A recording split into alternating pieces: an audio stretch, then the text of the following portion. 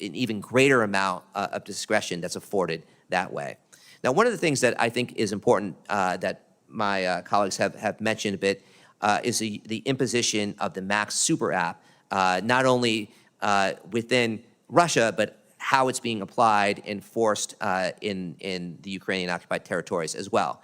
So in September 2025, the Kremlin introduced the super app in the occupied territories. And what it does is that it merges communications, ID, payments, government services, housing, and other administrative functions into one single monitored ecosystem that automatically syncs with Russia's servers. And so what you see there is very much an analogy with China's WeChat app, which is another super app and also consolidates many different functions into one.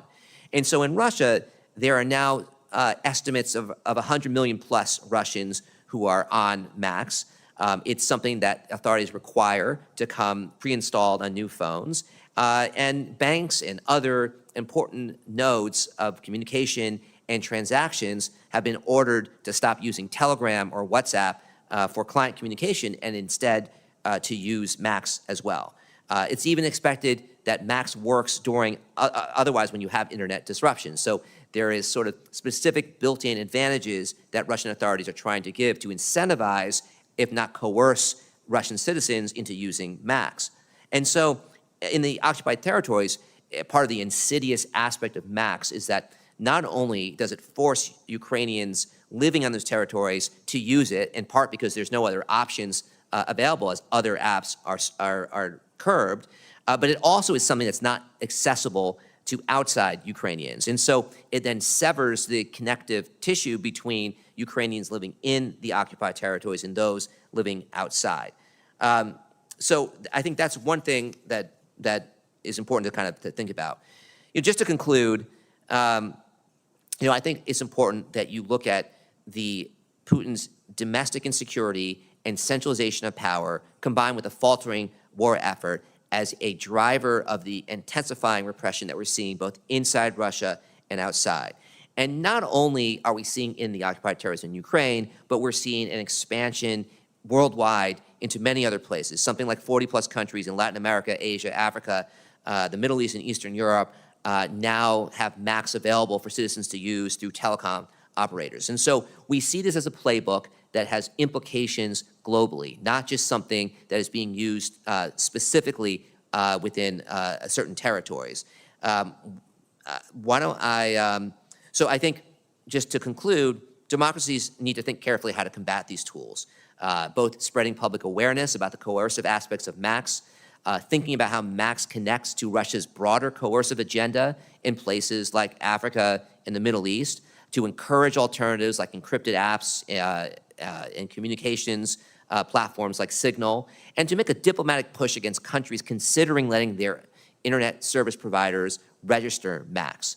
So I think the good news is that Russia's hardware and commercial expansion is limited. There are constraints to how much Max will spread. I think the bad news is that this is just one set of a growing number of AI-enabled surveillance tools that are being peddled by authoritarian countries, with modeling happening in Russia and in other like-minded countries like Russia. So I'll stop there. Thanks.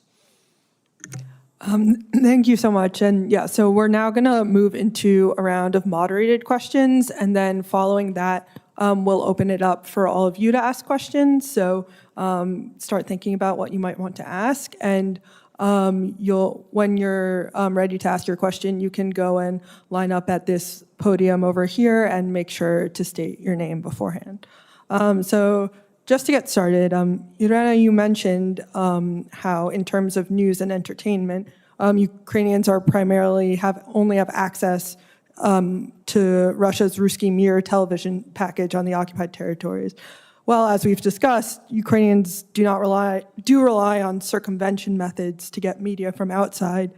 Doing so is becoming increasingly difficult and dangerous. Do you think there is a point where Ukrainians on the occupied territories may stop seeking out outside media? And do you feel that teenagers and parents are able to pass down the tech habits, like using VPNs, to the next generation?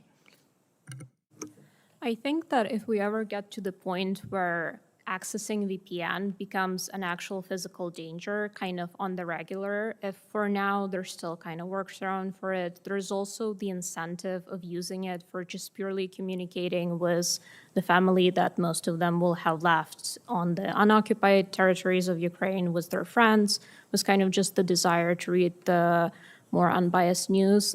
There will still be attempts to use VPNs to kind of somehow access this information, but the more physical danger they will be in, I think it's hard to expect people to put their lives at risk for unbiased information. So at some point, there might be kind of a breaking moment where people have to settle with the Russian ecosystem.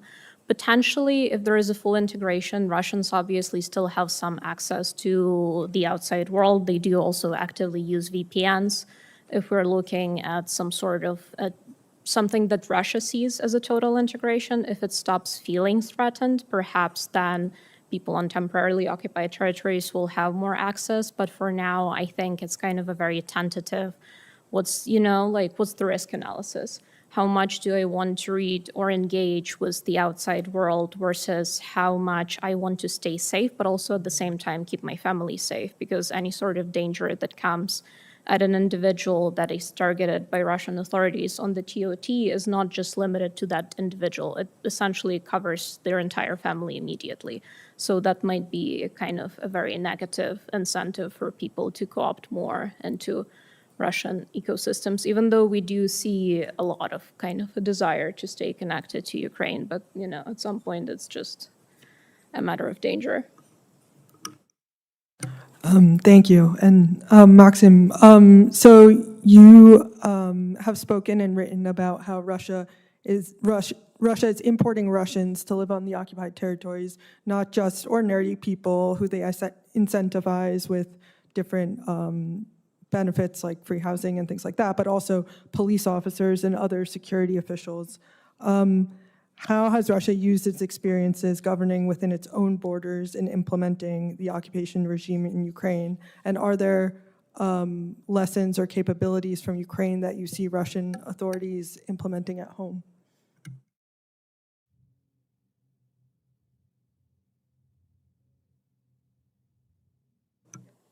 I mean, Russia has been increasingly using those, importing those Russians inside of Ukraine, just what I call demographic engineering, yes. And also there is an issue with this because also some of this police personnel, Russian Guard, being imported to occupied territories of Ukraine, creates also simultaneous gaps in Russia, and this creates a huge issue for their ability to insulate the regime. So I think it might create some long-term adverse impacts.